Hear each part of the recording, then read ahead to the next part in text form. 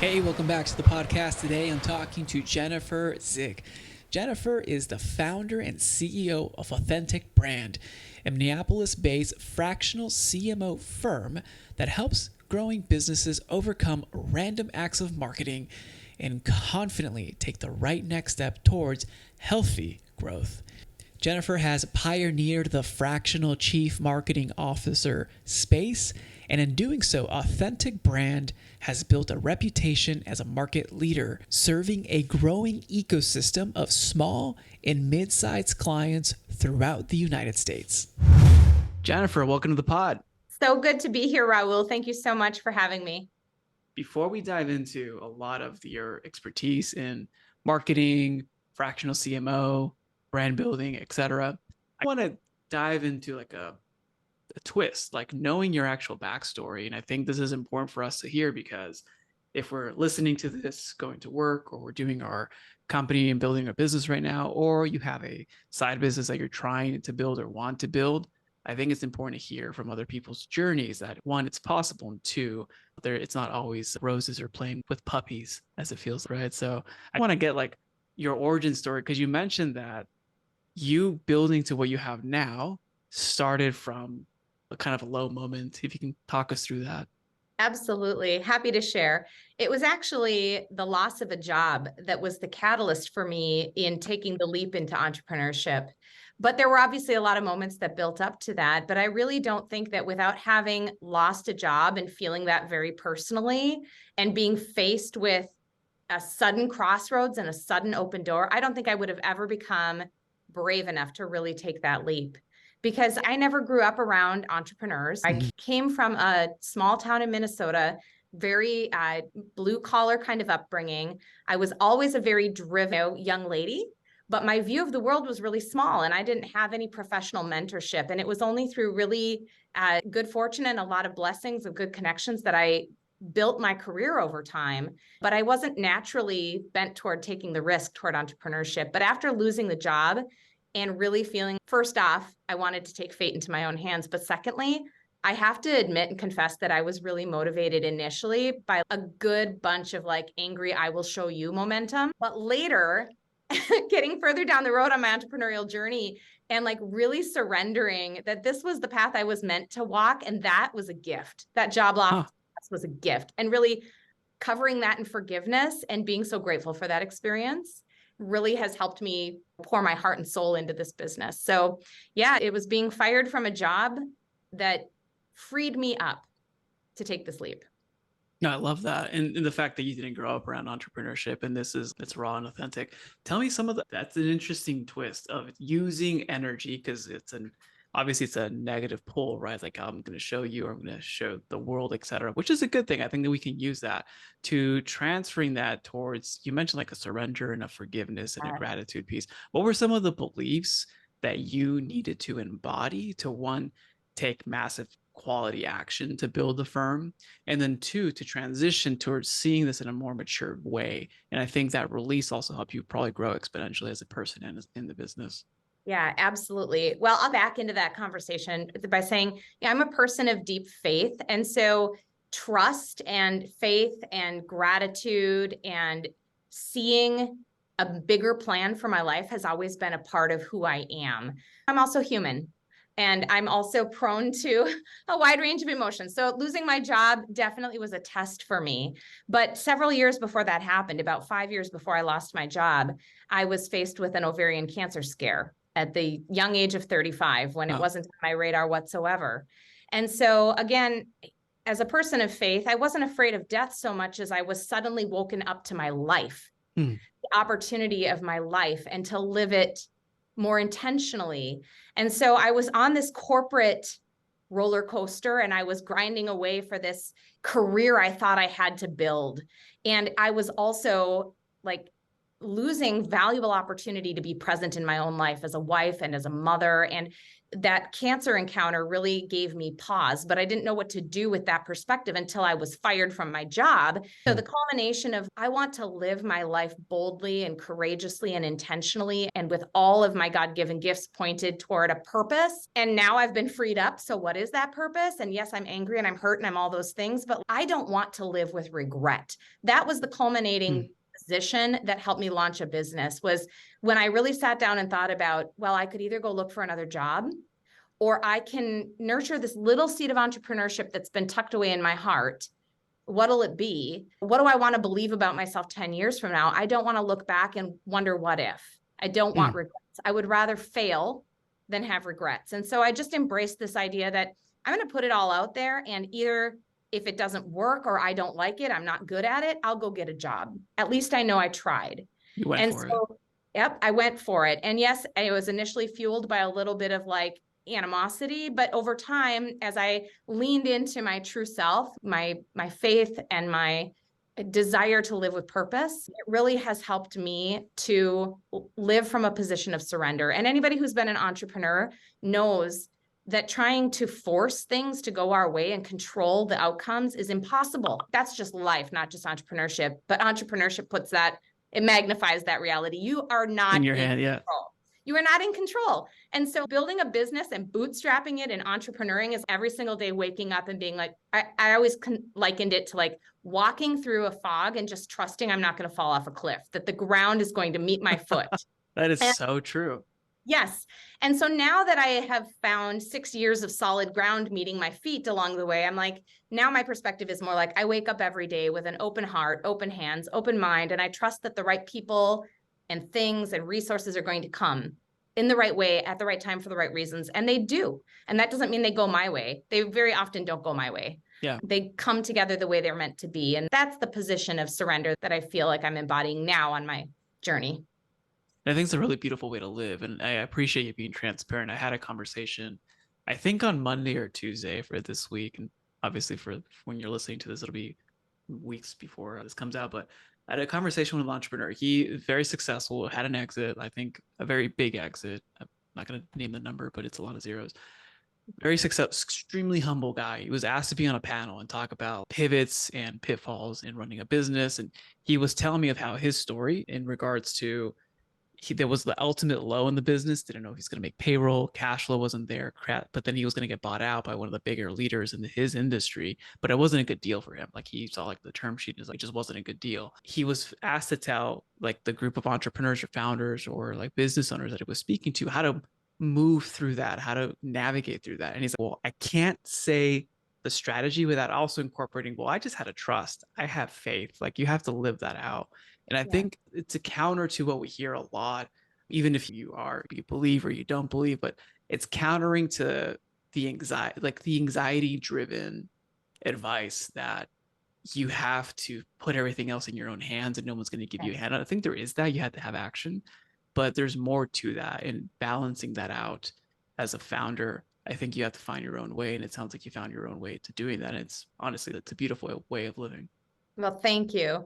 I think that the hustle culture, the lean in culture, the take your future into your own hands, even though I said that was part of what was motivating me to start a business, but then you pretty quickly find out like it's not, a lot of this is outside of my own hands anyway. So we are indoctrinated with, you have to drive the outcome. You have to keep taking the steps, that's for sure. But I find that having an attitude of belief in what you're doing, that's what gets other people to want to be part of helping you get there, leaving with you. So this idea of belief is big in our business. Like we really believe in what we're building and the impact we're working toward in the world. And that helps bring us all together on that path.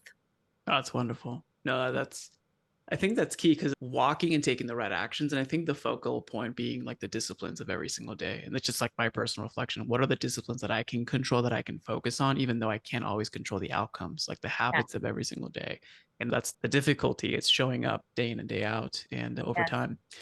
I want to transition over. You're running your business. You're in the marketing space. And I think what I've been seeing in I think it might have been the last since 2019, 2018, like it started being a trend of fractional and then now fractional CMO.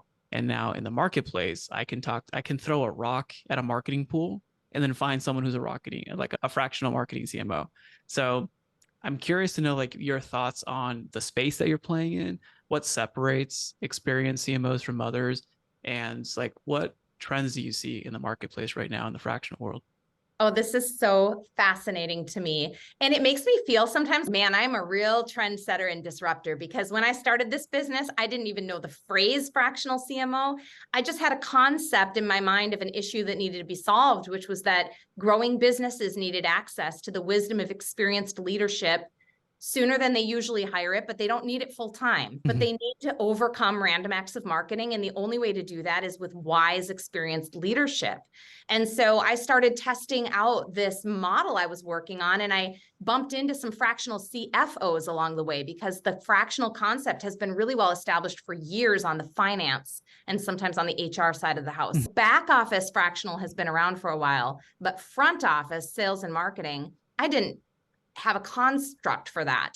So 6 years ago, when we started building Authentic Brand as a dedicated fractional CMO firm, there was only one other fractional CMO player in the market, and I didn't even know they existed when I started. So I knew we would have to plow the field. I knew we would have to educate. So the first 3 years of our business was all about creating content to educate the world on what is fractional CMO, why is it a viable option? And you're right, the marketplace for fractional has exploded in a lot of ways since then. And there are some good actors out there and some bad actors out there. And the hard thing as a potential client is that you might not be able to tell at face value the difference. So I've been doing a lot of writing about the who's who in the fractional space and what are the different models and important questions you need to ask to know if this person's truly qualified. So to put ourselves in the context of the whole ecosystem, there are only 2 national fractional CMO firms established in the US, and we are one of those firms. Within the broader realm of fractional space, there are marketplaces, gig economy marketplaces that can connect you with various levels of marketing talent. There are licensed brands that will allow independent contractors to use their logo and their license to go to market as a fractional CMO, and they do some vetting of that talent.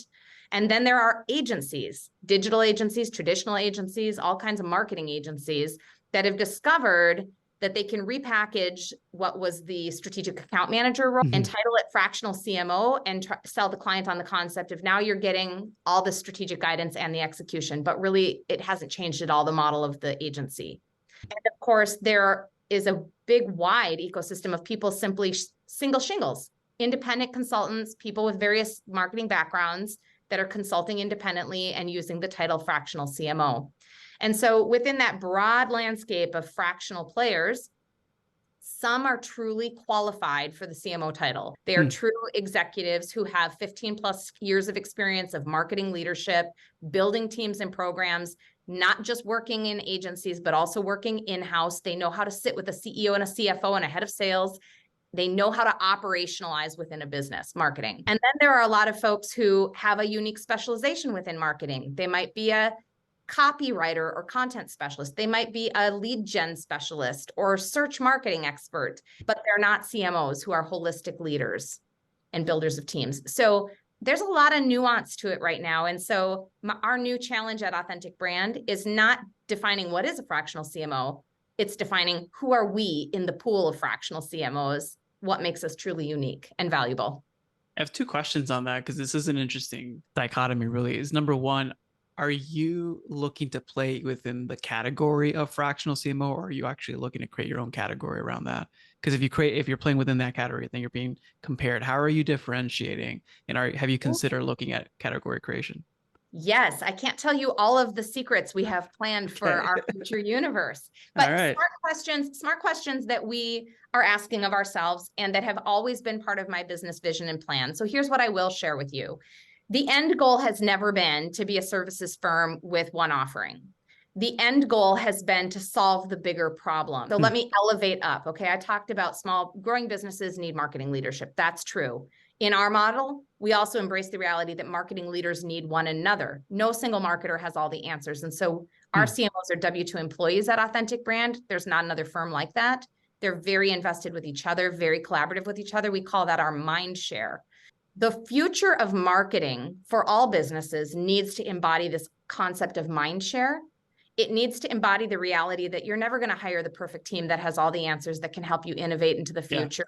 You need your marketers. Marketing is the top marketing role in any organization is one of the shortest lifespan roles in the organization because that marketer can't meet all the expectations that company unrealistically has of that one person. So marketers need to be surrounded by community of broader resources to continue learning and evolving and innovating, and companies need to support their marketers with those resources. So we have a much bigger vision for how we are going to support growing businesses with marketing solutions. More to come on that. But right now, we plan on category dominance in the fractional CMO space as the premier. I don't need to be the biggest. It's easy to grow numbers of CMOs if they're all 1099ers who have to go create their own work and do the work. It's hard to build a business of W-2 employees and create structure and consistency and quality. And that's what we're doing. Yeah, I was going to ask you too, like with your business model, your goal was to focus on you mentioned structure and quality, and that's why you went the round of W-2s. Like, talk to me a little bit more about that decision around, because I have teams, and I call clients teams, clients, one-on-ones, where they're looking at what kind of structure should I have in terms of org chart, the team that I lead, how the company runs itself, and I want to get your thoughts on what thought processes you went through on developing this. Well, getting to the decision started with my vision as an owner and founder at the beginning, when it was just me at my kitchen table building the business plan. I knew in that moment that, first of all, I was not trying to be an independent consultant who was a fractional CMO. I was going to build a company with people. So that was my first decision. Secondly, I knew that I wanted to build a business that had transferable value, not just top line revenue growth. I wanted an exit strategy for myself from my own business someday, and I wanted the business to retain its value. So with that in mind, I knew that I needed to first prove the model. The CMO, fractional CMO didn't exist as a category. I needed to prove the model. And our model includes three components. It's the marketers themselves, it's the methodology, the unique IP we've developed and continue to refine, and it's our mindshare community of collaborations. I started out to prove that model by bringing 1099 resources in against our initial client engagements and started getting all the feedback we needed to refine it. So that was like beta version of Authentic Brand. Once I knew it could work and I knew we had a repeatable process and model, I really dug deep to find what was the right framework for the business. I looked at gig platforms. I looked at acting more like a talent recruitment augment firm. I looked at licensed brand. I looked at franchise. I looked at all the models. And ultimately, the model that supported my ownership vision was an employment model, not only because of creating more transferable value for the business itself, but because it helps us create a true culture, an employment culture. People feel truly connected because they're really part of this organization and they know their peers and they work with their peers. And we're able to instruct and train and require consistency with our methodology and a high caliber of screening and hiring. So it gives us that kind of solid foundation for growth more intentionally. And it's the most expensive way to grow a business. There's no doubt. The operating costs of employment are more significant, but the cultural value and the engagement and the ability to protect the quality of work has been well worth it for us. And it's also something to keep in mind when you pay a little bit more. What is the quality output of that? There is a stark difference, and it's pretty cool in retrospect. Obviously, it's the right choice, but it's a tough decision to make while you're in it. I'm curious. So when you mentioned Mindshare, is that currently the community you have right now, or is that an additional community? Or because I want to dive into how are you building community around this? Yes. That's a key pillar. Is that the same as the current community you have, or is this a new community for marketers? Oh, this is different. There's a couple aspects of community at Authentic Brand. Our current Authentic Mindshare is exclusively for our own employees. Okay. So our Mindshare is how we accelerate breakthroughs for our clients.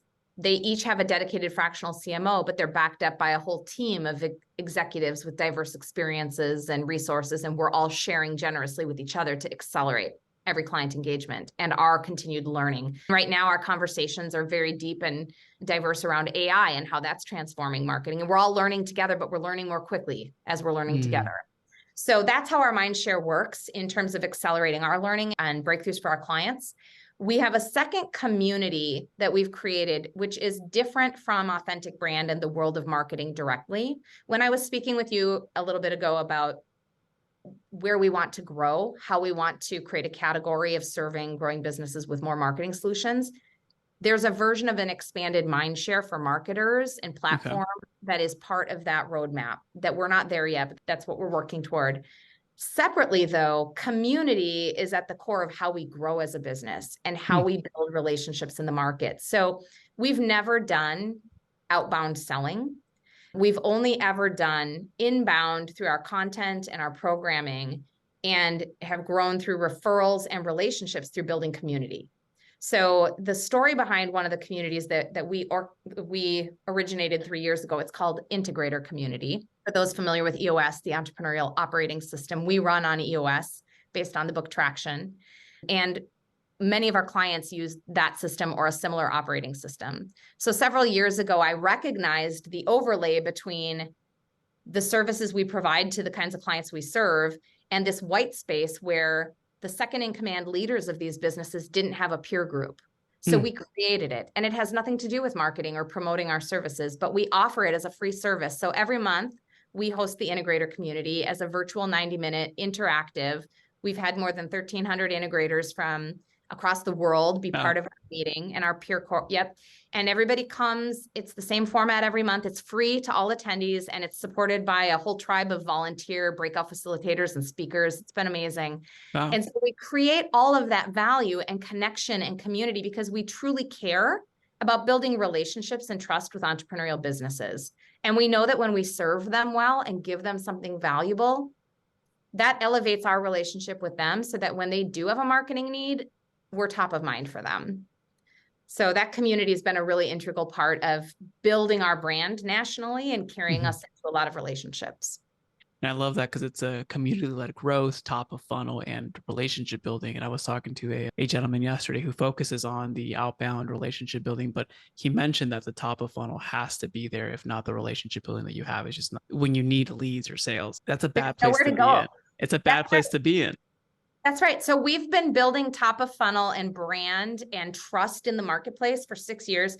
And now we've just hired a director of business and partner development who is going to help us further deepen those partnerships and communities, but she's also going to be able to do some outbound outreach because of the trust we've built, the people already in our world. And it's not going to feel crappy or spammy or cold, or it's not going to feel like all those things we hate. To receive in our inbox. It gets to be a friendly connection saying, hey, thank you so much for being part of our integrator community. I would love to meet with you one-on-one and hear what you value from that community and how can we serve you better. Yeah, good transparency call. I'm curious on your end, though. This is the positive side of it. I think there's also the sides that maybe you don't want to share, but what are the friction points or the difficulties of running a free community? Because it's free, so you're not paid to be there. It's definitely a cost expense. And I'm pretty sure there may have been months where you're considering, like, is this even worth it? Talk us through that.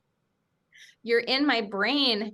I feel very seen. Nope, that's absolutely true. Well, the amazing thing about Integrator Community is that it grew like wildfire into something beyond what I had originally envisioned. We actually started it with the intention to host a small group of 20 at our office in Minneapolis in April of 2020.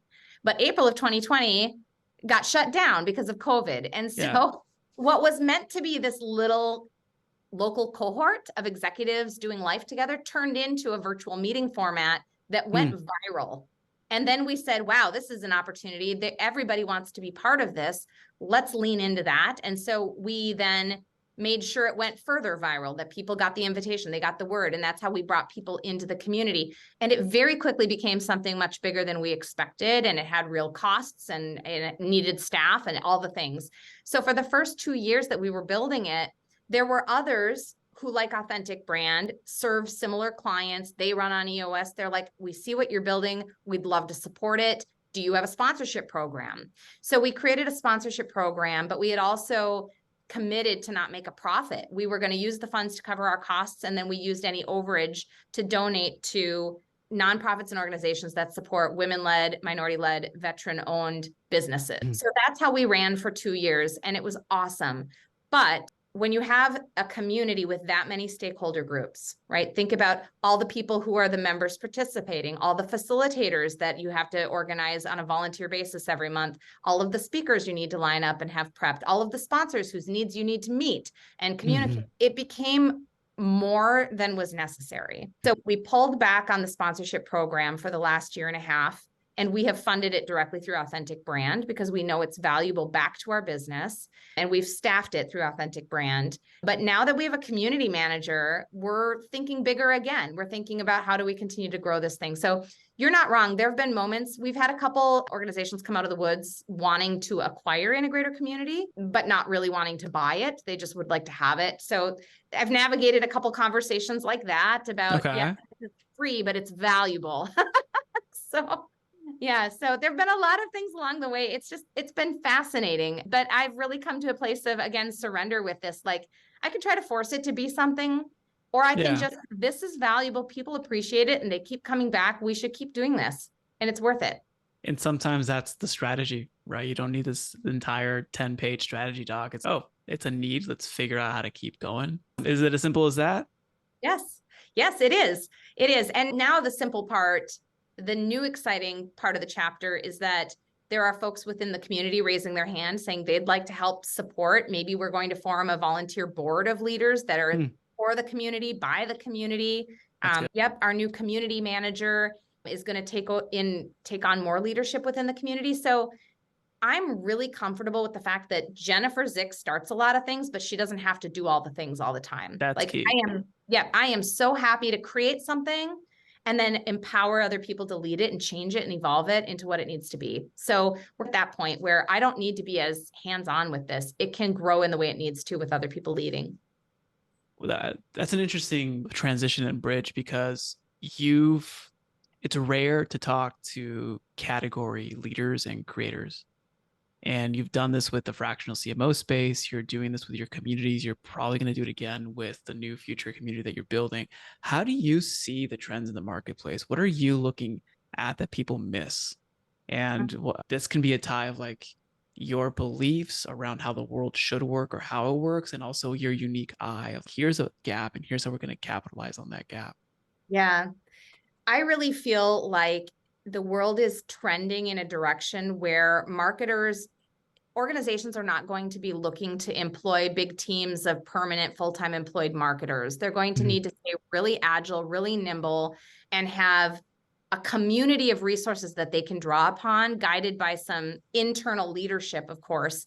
But I just feel like the world of marketing, I've been in marketing for over 20 years now, and it's only accelerating. It's only becoming more complex and noisier. With every innovation comes layers of things you need to learn to understand how to navigate that innovation.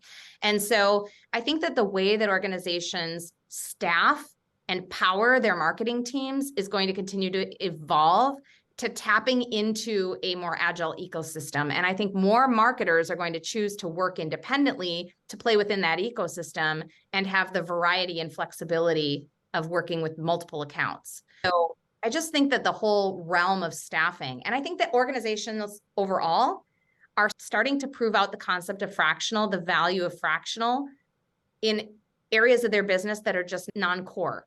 So businesses are seeing like, here's the value of employing full-time people in the core operations of our business, the core wisdom of our organization, the core deliverable.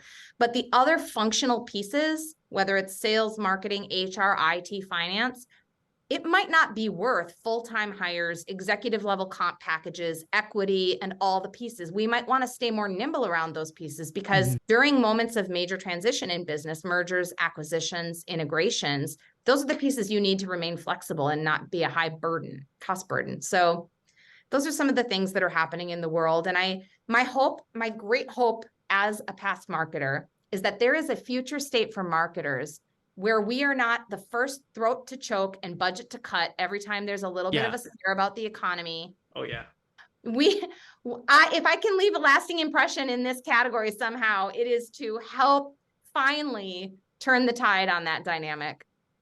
Yeah, and I'm pretty sure I'm biased, but like I personally sometimes believe that it's marketing-led growth. Marketing affects the product, it can affect fulfillment, it can affect future R&D. It's not just marketing in their little silo. Like No, it's a holistic, it's like a holistic thing. Yes. Yes. Because I talk a lot about what does the concept of a brand mean? Brand is the promise your business makes to the world of people that it should matter to. And it's how the world experiences you either delivering your promise or breaking your promise. That is brand. And like, you can't afford to not be nurturing your brand with all of the stakeholders around your business that matter. Future employees, current employees, prospects, clients, partners, investors. Yeah. And people who pigeonhole marketing to just lead gen, they're so missing the big picture of what marketing is, the thread that binds all of the business touch points together across all of those stakeholder groups. So demand gen is a really important part of marketing, but it's not the only part. It's not the only piece. It's not the only piece. Right. Yeah.